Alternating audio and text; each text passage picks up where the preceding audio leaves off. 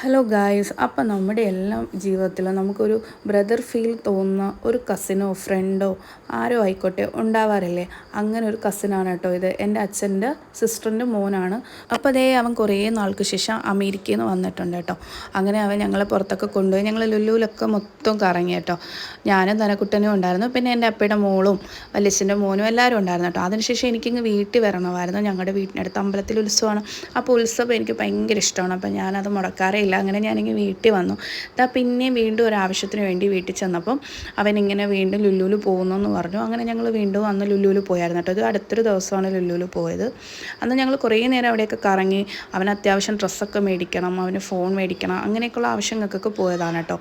അങ്ങനെ ഞങ്ങൾ അതെല്ലാം മേടിച്ചതിന് ശേഷം ഫുഡൊക്കെ കഴിച്ചിരുന്നു കേട്ടോ. അവിടെ നമ്മൾ ഇറങ്ങിയപ്പോൾ തന്നെ നല്ല ലേറ്റായി ഫിലിം കാണാമെന്നൊക്കെ വെച്ചതാണ്, പക്ഷേ അതിനൊന്നും പറ്റിയില്ല. അപ്പോൾ അവനാണ് കേട്ടോ ഞങ്ങളെ ATM. അപ്പോൾ അത്രയ്ക്കേ ഉള്ളൂ ഇന്നത്തെ വീഡിയോ. Bye guys.